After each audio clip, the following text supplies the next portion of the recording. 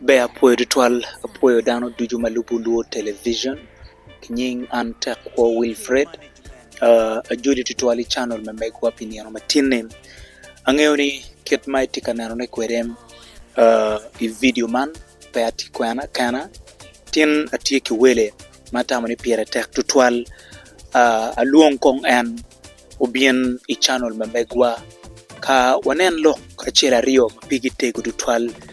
maguru kara machala Acholi maguru wan matek tutwal dok luo television obiru katimu je mapul tutwal ma obiru kanano lok meke mapapat mati Acholi anoni dong pira tek meke lo ladit man ruot ugaya John obira me ario ma en ruot meke kwaro la bon mida ye ma obiru tie ikarugene komen chalo la luko Lawirwodi Rwot Richard Santo apire do ati kwere ye ka jol en mot in keken ti lok mapigi tego maromo adega ngwen ma meru ni wabit ki kare me dore ye amori adi Rwot joli tutwal afoyo matek umera tekwo ana moro in ana foyo luonga melok ki kagana ilok mo ma pi gi tego menyoto yo ki miu nyao ki lwak kitma wan luke watika wot kere afoyo luonga i TV amir beni akwany kar man me moto lwak duju ma i Acholi areas ma pat Acholi tie ki districts aboro ki city achiel amoro uno duju my area ni egoni ana foyo be apuoyo ritual angeo ni inyang dong mabe ritual nga matie kwere inioro matine lok ma an tinni abilogo ne ka chiel kono kila di Rwot biberu lok ma chamo kana ien ma bi winyo itwaro wajoni la peny magwak chamo kana bi penyo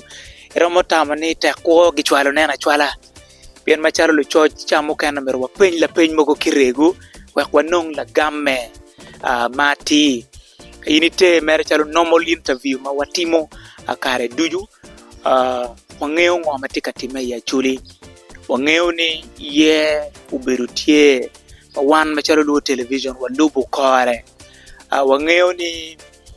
we got a dear Rwot achana me ario entie katich pudi kwena mapul magichwale kien kichwalo bene machalo Lawirwodi kitung chiel bene Rwot Richard Santo apire kangech matika miyone bene en bene miyo machalo Lawirwodi malupe kono kije ma obiru tie man kono ki kitgum lok mukuo mena machiel ena ye atika mironi an kachiel ki Acholi kong wanyang kibor la di Rwot ugaya John obira bien watika neno kit madong tela meke Acholi tika wot kwere biru wachi tika nyueno dano lutiana Acholi pegi ngeo Kwene ma omiro gen gi kem ki kume Kwene mono madong or madit meke kwaro matika goro ke mapapatu duju me Acholi tie iye bien putwa no wajoni kitung chiel we got bene la dir Rwot achana tie kuno kitung chiel bene Rwot Richard Santo apire tie bene katich ma waneno je mapuli social media i platform pake ya white command platform make ti kwere waneno kama guworie makitika tich kitika wot karoro kabedo mapul tutwal institution mapul kangara pe oneno chere YouTube channel pake me Acholi chibi neno ni kara tich ka wor Anyim so amiru ni kedok ere kum la peny eno ni kemene kong mono matie matika goro Rwodi o weng kala penya mo kana ni dong bi wot bi bino ana foyo mete akwany kar ni medok ilok ma yini kele we mecha ene ni luak wa mero niang kom anga matie la tela ma kobo wilo tela te kwaro duju ma i Acholi. Pien luak tie ma wigi ochung ma pegi ng'eyo ka Kwene ma miel gi lobi. An tamo ni an omiero atiet ki luak kiet man. Ni Lawirwodi Acholi ma wan Rwodi wang'eyo, ma wan Rwodi ye wamiyo ire kero ki twero me tic. Pi wan ene tie Ruoth Richard Santo Apire ma Ruoth me ke atiak. Kuom betini wayero en chalo Lawirwodi. Bedo pa Richard Santo Apire ma chalo Lawirwodi o ki kom pen chik ma wan Rwodi wakero. Malupe ki mok ma wan Rwodi wa mogo i mwaka mukaro ni inieno de piera rio me dwe me abichel. Ma wakwanyo gen metelo wan Rwodi wago wakwanyo gen e oni oki kom la tela machon Ruoth onen David Achana me ario ma enti Ruoth me ke pa yera. Wakwanyo gen me bedo la tela ma megwa idul me gore chalo Rwodi. Ento pe watiki kero me kwanyo en ki bedo Ruoth me te ke pa yera. Kero ni pe bodwa. Kero ni kache bedu tie bod kagane pa yera. Ti Ruoth nen David Achana, ti Ruoth Acholi watin wadiri. Ento iteke ma mege chalo dok kaga pa yera mati kaga cheli Acholi. Eno ni wan pe wa kwero. Dong tich pa unen David Achana me ario i office pa Lawirwodi ma food en mete ato ki dano ni en food ti Lawirwodi ni. Eno ni tie dong gin ma perwate. Eno ni en tika timone ki dir wiye dong. Pien Rwodi do kwanyo en nogo. We mwaka mukati. Chi eno jemu ka kenyu ki Rwodi maromo apara bichel moni ki tie ng'ere. Ma pegi miero ni ki aga ka kenyu. Chi wano tamne miero gen go wo. Mok pa Rwodi mapol. Malupe kilok madong ini wajo ni Lawirwodi ma ki yer Ruoth Richard Santo Apire. Ena ye tie Lawirwodi ma tika goro Rwodi duju me Acholi ma ki karugene kumen ki ye ma obiru tie malupe ki pen chik ma unu kati kwere. Put watie ka neno Ruoth Davido nena Achana tie ke Kwaro Acholi kabedo madano ng'eyo ni we got putie ye ka dong ye otimeo ng'o madong tika geo palade Ruoth Richard Santo Apire me bino kama Acholi ng'eyo ni ena ye ganke magoro kachel Rwodi mukana ni dujo. Amir ni ayek kaka moni ma dogo che ye ma eni ni dogo che che. Ikabedo ma Ruoth nenti ye ni. Peti ganke ento ti gankal. Pien tie office. Eno ni tie gankal ma tiche tie pitij me kupo dog tij pa Rwodi ni ego ni. Gankal ma pat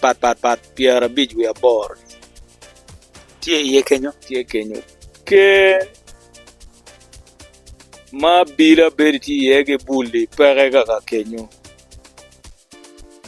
Ma put paya imete wani gankal piera bij we adi.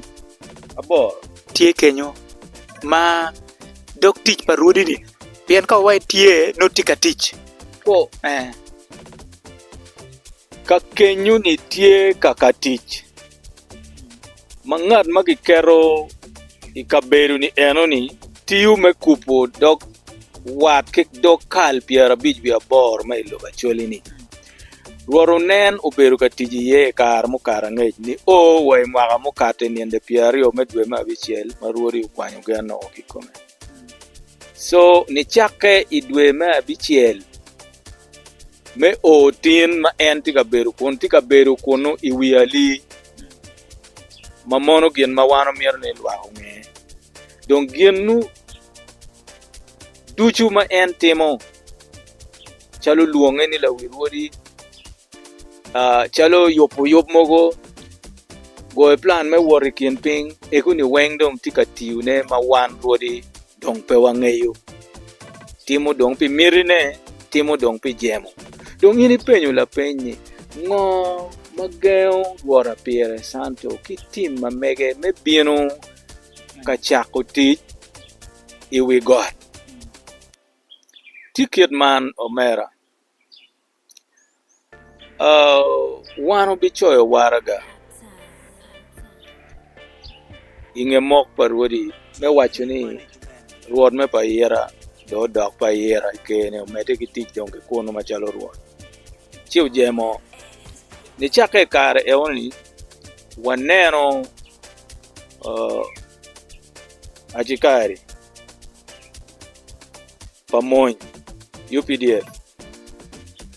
ki medo wel number ki mago chiko kema moge nge ot kuno mabedu chalo yop motie mano bitamne kache buare ki chero katich kuno chino miero joni eoni gukela yele kom dano eoni tie kere chat kombedi yene no gin mukene mageo wan chero kuno eneni en pe waro warga magichoyo bore watin idwe mukaro ni watamo ni loki eni mier donke loki chiek loya mamegwa uchoyo warga bore me wache ni umiero en ua kikunno ma iyo me molo watin waneno en futie watin waneno ni pe odwako la dwaki kom lok ma loya uchoyo bore ni che wan luke polkar tijwa pe wamiero chwalo jami kibomi ento gina wano miero ni lwako nge ene ni lwak mier gunge ni dano ni eno ni dong tika beru kama enti beri yeni iwiali Rwodi pe ki gani kome dong en miero ni iket keru ne meti uja miteteke iwi Rwodi were luonge fud ni en Lawirwodi chitika timune ento wando pe ki ware kome so ka wando pe ki ware kome manyote ni lwak dong mier go kwany waro me Lawirwodi ni oki kome ento giramo waro en chalo Rwod pa yera yes iwacho ni kichoyo waraga gichwalo yeten pedo waraga enoni dano gere twero kwanyo waro kikum ngaro moni ero ka dong gion mope ka diu en me agi kamoni mano ki wajini aki yeni steba ngo mo kan mbo kwany pian wa yume chek dong lo me gucho ero waraga put petika waro ne steba ngo ma dong no be kwanyo wek gin na piere tek loyo ena ye waro gang tich gang kal enoni betie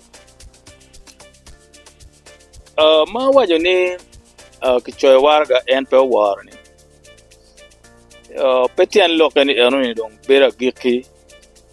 me neno yo ma mier ki kwany ka in ng'eyo kit ma joma neno loka piru tiu kede wan dong wamiyo lok wabot la pirida mamegwa en dong ng'eyo ticheni ka peke waro waraga ma en ichoyo ma wan machalo joma en ichung pi wan wamiyo koko bore en dong tika neno gin ma omiero en itim abiego ni gin ma en obitimo malope gi koko eni ene men chero bod dul ma wan weng wang'eyo ni chung ikom koko padano ma ene ye lok me pidu ikod ma ng'e ni eno ni tie yo ma wan ti anene la pirida wa obitimo ikare manope ocher mabod twan inge ye ma ye utum waneno events mapolo biro katime yub madongo biro katime gulu ikine yuba chiel ma obedo tie regional parliamentary sitting ma obedo gulu waneno speaker me parliament me Uganda mechero kamiyo woro kilimo Rwod unen David achana me ario we got enuni ti dano madit ti Uganda dano makilubu dano makiworo lulup en kekan pol nyuru ningo ye ma obedo public obedo in an open space dano ngeo iki yaro Lawirwodi me Acholi ento ludiru mukane kidul mukane pebene en kane put gichero we got kama Rwod achana ti iye kun kiwajini kichero bod Lawirwodi me Acholi kitung kuja nenni pian ye team obedo public and dano madongo kamenta kire no bene kingeo ngo time nyuru ningo kibot machel edore lok eoni anatamani no miero wabet ki peny ni kake wajo ni ng'ari moni Lawirwodi Acholi notien loke tie ni ng'o kibora ane ni kake wajo ni ng'aro moni Lawirwodi Acholi no miero Rwodi Acholi obetie mang'ati eoni telogi kadong Rwodi Acholi tie magi aki teke mapat madano eoni telogi mabene gitie kichiek gie mini gi kero meketo lawigi office ki kwanyone chika Rwodi Acholi ukero la tela gi office pingo peki winyo duan Rwodi Acholi ka Rwodi ukwanyo la tela moni ki office ni pero mo bedo lawigi udohite kene pingo peki winyo duan Rwodi ni eni pi en no dong magi kwanyo ni no gingeyo ni ngati eoni dong pero mo tij mabe pi gien chi kiloki eni ni anamir ni adok me kaneno lok ma ini penyo ni wanu neno la diet madoro parliament ma Uganda uchero kalimo warunen David achana mario we got eoni wan weng maniang ni time gin ma wanu ngeyo ene ni la tela ni enoni kirojo wiye ma lutich ikom rocho wila tela ni enoni ubedo lutieno mamegwa ario magiti parliament ma gina yego yupi enoni ma lutieno ni egini tam mamegi pechwago aloga ma wan okelo don genti kin jo ma gitamo ni umiero ki ruch ko lok me ye eonio kaki beru ka nyoto ki jo ma pe Acholi ni la dieti enya ye en futigati ento gina miero dano niang ene ni kelu dano kaneno Rwora chana pe loko tampa Rwodi piera ngwen eni mago kwanyo en ni kere ki ting pop ki Vatican ki kel pop bieno limo achana piana chana la tela machalo karom ka makula rem kere chala la tela pa ya romo limo ne ento ka kitamni ki ti ki gin makumeno meruchu mok pa Rwodi chipe time peo etime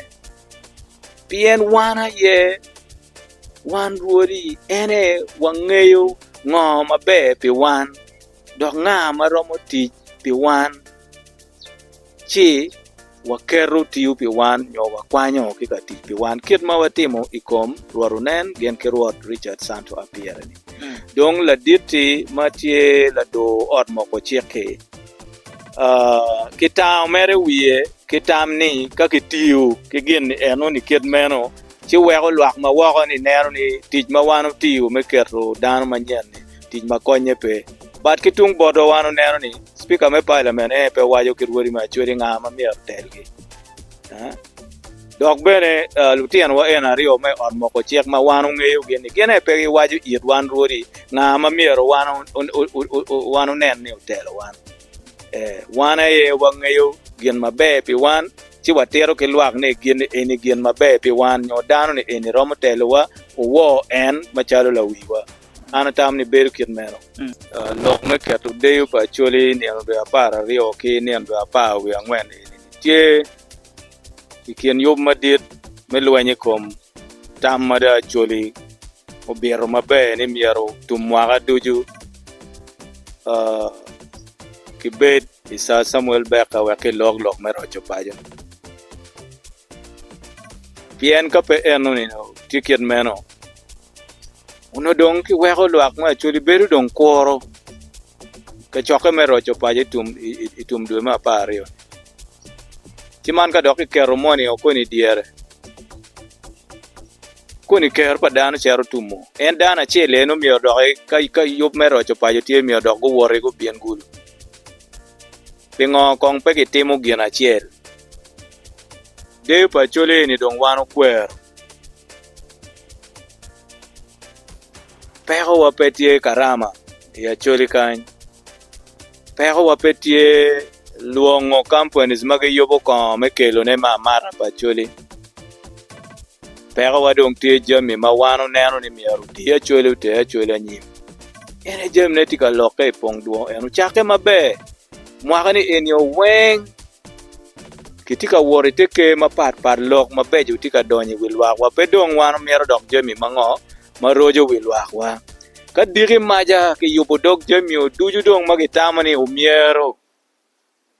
jami chalo jingo te kwaro gini kimete kere lok me kwe mogo ni chiki mete kere kumbiri lok mapigi tegu ya Acholi chalo kwangi chalo lok me changi tie lok mogo ma oburoko ki ibe be fut chalo lok palo lek diang magi donye ngom madano ma loko bichero borla dir lobo chi komite moni ki kero chi fudo lingo ni bene tie pingo kala tela moni neno ni mier ki tim jemi madon pingo pe unen lok me choyo lok mogo mo buroko ki ibe eno endo ki luo dani karama ilok me marukon eno ni petiu chi antam ni dano miero gubed maging'eyo gin mapiere tek ene gulobi ka joma miero mere ni eno 12 gi 14 ki wek gin ga jo fut ko pe romo gi gin chero mare gume kun wad luak pe chere kuri gin akit meno miero warwe luak wa me bedo mot me kworo luo me pong duo ga tie chi ki chet ki win lok ma ya Acholi ki lok ma ya Acholi ki kate ki gin atima pe mwaga manyen chi ki karo ka tiune endo pela kori luo ni en madano tiga neno kita jaba gi miero pong kede wek diri maja gi cholo teno gi igang kwan mabejo no yen la pego magi tiu kedi ni latini peti ka cher ka kwan pieni bieni balo chawani ka nginyi wang dano igulu ka kany chi doke pego ni kama tuti ye dano kong dong miero beria yes karong medolo ne amiero ni wadoke kum loga chel ma okare yamo ma adi ruot bene ke achel mati Acholi ukati kwere ma wajo ni ruot Davido nena chana kachel gi ruot Richard Santo apire eno loko dong udoke lok me politics wayni joni eno ni ba joma lo chwak party man madit me enara pitian loka ngomu we loko kireni chamo kene no agenda pagien machalo Rwodi no dong giramo nyweno iye nyu pechero ket mameta nyu jemo kene ka unonge pe gwak dong no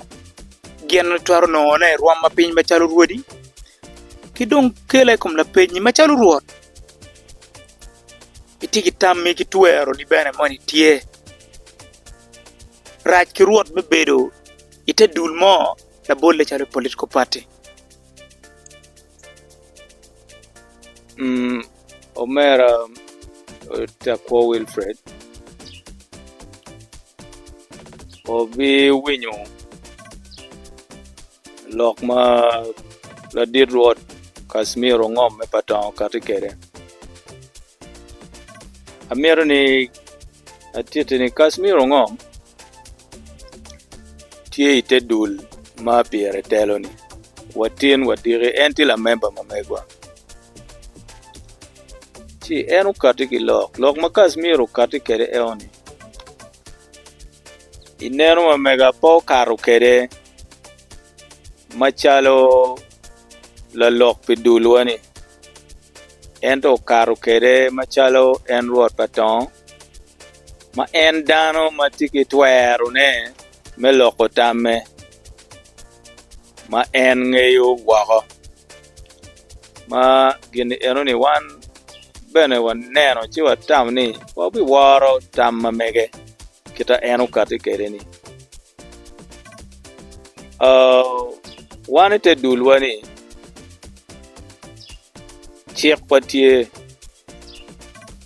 wani kero waro ikom waka chela chela dok mini wabe kero me bera gonya machalo chik mukene mabejo me bera gonya me loko tami atamni Rwodi Kasmiro ne chalo otiyu ki kar ni enoni me tamni miero ilok mo dong me doki kom lok keni ki kome ma en wajo ni Rwodi apire Richard Santo me atiak kachel ki Rwodi unen David Achana gitie ite dul party NRM an pe angeyo pien where any bed member me political party money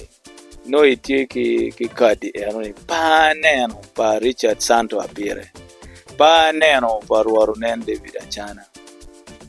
pa neno gi igore mo pa party NRM ni mo achiel weko paro mo moko ni gin enoni tiada kere winyen kere bed no ni Johnny gitie ite party ni enoni atamni chekwa melo Uganda miyo kidano kare mebedu agonya mebedu te dulmo madul mo ni romo bedo political party mo iken mati lobo kanyo dul mete kwaro nyo dul medini nyo dul mo iken mano ini yer ka teke dul eoni lobo chek me lobo eoni bal mo iken pe ye dong pan yang kakama la dir Rwodi mawar betame ni kere ukati kere gineno ni en pan yang rache en neno kwe kano joni ti te dul enoni me medico meno dog dano romo che chamu kene pe waromo guru Kasmiro eko yat ne pingo wajo kumeno baratam ne doge gwak neno che bena cheya pien kano lok eoni en chun ye mano neno tian lok mo maraji ye kono gwako mete kere baren bedo bed bichele enoni chidong charo chigikit meno wano bin yang matut ki bore pingo loko kumeno pien chamu kene bene dog ngaru mani che lok mani chi tamo maraj endo ka eno titi tiene weri loko men modo beru ginya matut chino gonyo tami mano itamo marachi dong lok me politics an tamni wan lutera de kwaro chek pe ye irwa me participating nyo bedo mai luope kilok me wibie tutwale partisan politics mano ini chung inyote roite bandera mani an work an la FDC nyo an la NRM nyo mano ini tiu mai lok me wibie chek me Uganda pe ye ero pepe dok chek dok pe gen in me bedo ite dul money ineno chi kawa mero ni wa te luak wa mabe wan miero pe wanyope kilok me wibie miero wo chek me logo ni kita tero kere ni miero wano ti kere ma wabi nongo kare machalo la member mo mego wabi weko entity wa kita eni kate kere kiloke weko ni ang maturi ye watin wadiri wakupe ki Kasmiro walori kienwa gino mo maraj pe enti la member wa Yes. Me agiki ena dong me dolo ne iyubo matini ena ye dong utime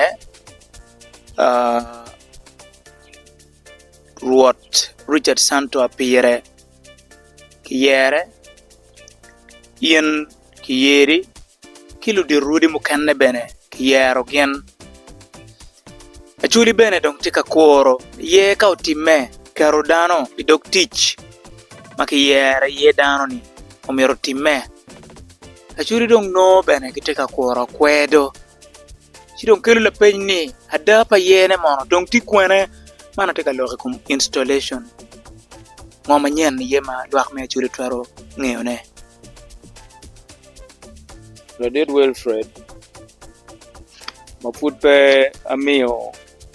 ngech ikom ngoma Acholi romo ng'eyo ne nyokoro ne. Ento amiro ni wadano ng'e ni kakama wano tika longe ye ki loki enini. Kaberu ne pe kaberu mang'ich.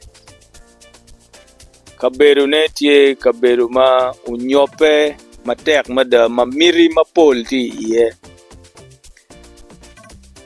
Pimeno luak mieru ng'eni ni chake imwaga mukate. Me o watin wat no aria mapol. Put bene watika nong aria mapol. Makara duju no kikera ria wakalo aria kikera ria wakala ria watika kala ria mapol. Endo wachero kadingo neo. Amiri amok bori ni ye mutime iniendwe apa we angwen medwe ma bicheli ye me ada ye magikero Lawirwodi Acholi dog ye ma wan Rwodi duju wati kore ka ini neno ye ni eno ni keken unobe peke miro ni ye ni utime kaberu ma ye wakere ye kichero kikero dula bilie ye mapol kimutaka mapol ma kimiro ni wan umiyor ke makwa mabe kimini wa order ni miyor wa wek ket gumo inge da kera piera rio chipi ene wan no tikila pi wan no wa ngeyo ngoma wa cher ye ket gum wan pe wek ket gum inge da kera piera rio wan oberu ket gum paga wan utiego ye wa ki ket gum ma ye utime iteke mamega ipajo mamega ye utum mabe dong kumbetini luak gwok chwingi tika mero to ana mero ni ajing chwiny luak ne luak pe chwingi to watamu no ni inge ye ni kawa bieno wa mio ngech bor Lawirwodi machon ni mero weka beru meti Rwodi no ye chiman wa no ni kero miri matek ma neno kenyo chalo dikale kere bet kimine nge tie mujemo patam ni wa mi kara chi wa no ni kumbedi dong pa wa biro mo miyo kar pien tich bena miyo rutine chigien matie ene ni wa mere wa nyang luak ni kaberu metich wa ma wan wa no tie dong ma wabi nyoro ke luak ma Acholi chok ma mini wakara me chako tich ma luak mero ni wano tini no wakoro ki yo ma miri uchimo ni yo ni eniaye anyoli me Uganda romo tich kere kache loko motie mano lope ki chek wek ngad ma beru la jemo ulop chek yoni eno ni wano tika timongo wano tika kwanyo ne ento pe waro mokoro wanga yoni eno ni utiako tiche kaberu dong wano no kumbeti watika neno ni umiero kaberu ni eno ni kiweko bet mamiero kijami mamieta ye metich pi wan ki palu tich pa ke kwaro ubetie chiki binyuro kaberu ke luak ma Acholi chok inge nyotu kaberu Rwodi ubigore idwe ma pa wi ariyo. Rwodi ki ludir Acholi gubi gore kakama ki kero iye Lawirwodi ma ki yero ni ikom me tiyo tich pi Rwodi. Che dano ubedi ma pe chwingi uto. Ento gina be amiro ni awach kakama leng ene ni. Ka ini neno gin matika time ini ni. An la ching maya ikar ma opero ka neno lok me neno mia chel madong watiyo tichi. Awajo kama leng ni pingo ngarachiel ke ken ene ya Acholi miro ni ngati eon ubet chalo en Rwodi Acholi. Ngarachiel ke ken ba dano mabe peti utij mada chi miro ni ene bet chalo ene ye Rwodi Acholi. Acholi lop tamme kun jemi maraju uneno odong kitung bore. Ludir Acholi ti Kwene pingo ke miyo kara kid man. Ni ngarachiel omak dano nyo dog ot matitiri ti dog ot moni matitiri achiel keken. Pien bene ka koni ki waje ni payera an ba ng'eyo maber ni pe payera weng tiga chwako kori gini eno ni. Tie jo moni manok magitam ni twero me jami me lobo ni ti chingi chigitam ni giromo tiyo tich muken me mak Acholi oli king. Eno ni Acholi mier pe oye time. Ka ng'aro moni geno kero me mudogo peki chat bot gidong weki nen konga mudogo do uywayo dano te tek me war tela ni ano ni.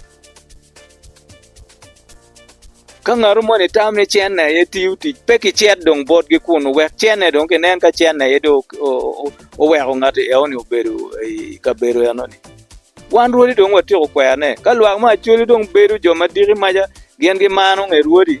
Chi wan do kok wanyur dong peko ma Acholi ka kama leng. Ka dong dano kwero gina wano wajo chino dong dana ego kwero endo lok dong ti kama leng enu peu cheri ka kwang la babany peu cheri gina Deyo pe kome peu cheri igin malu diru dong wajo ni pe miero tela pe ki kero ki tek kom i society makunyoni ni. Mono gin ma ana tam ni miero ana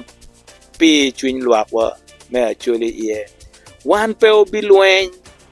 pi ka bedo eno ni wa yupe ki chet ki gone nyo ki chupe ki tong nyo ki tim jemi ma oyo reo padano. Wan pe utimu ene yo miyo neno wa woro chalo watika wor moto. Endo pe o logo gini eni ni pe eto.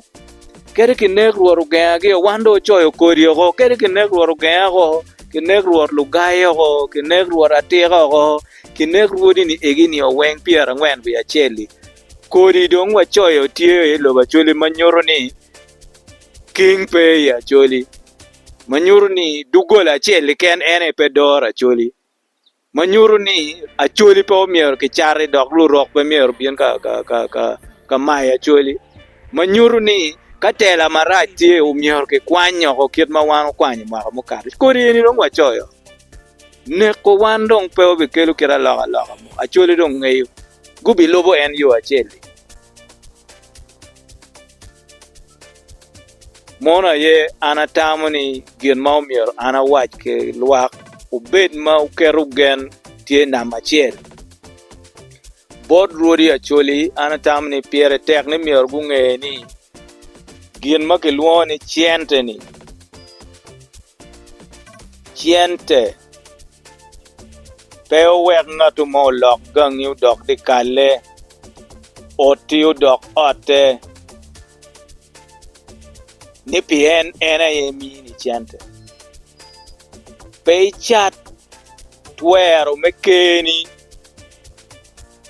bod ngatu kene ni pi en chante diga aki bod ngatu enoni ikara mukara ngej mapemuni yare ubalo kiet me tela ya Acholi Rwodi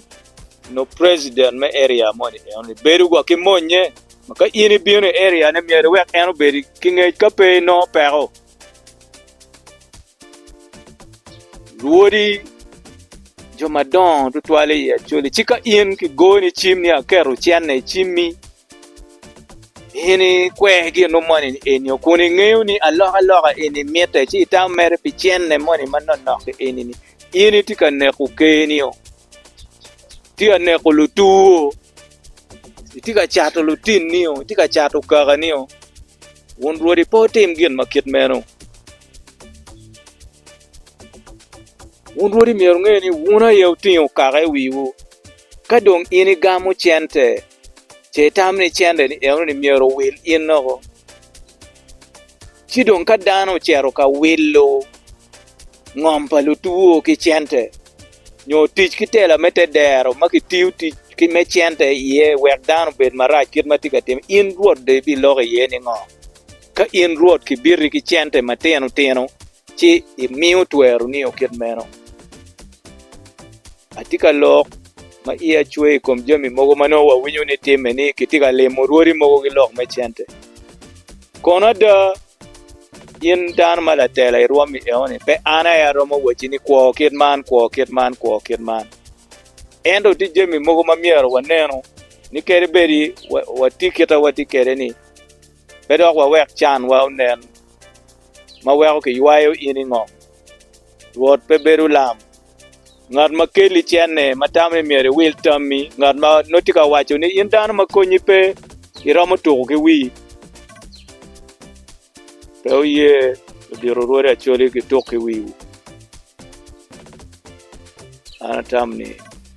Ene lok ma ana tierro botu iner matien.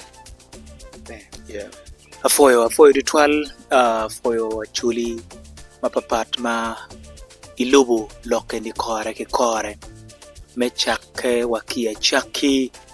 dobiru tichi me luodo iye.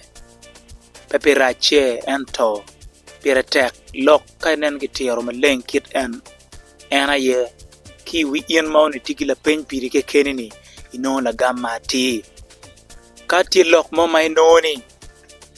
umiero ludiro Acholi egoni yen gu doge iye itwaro chere comment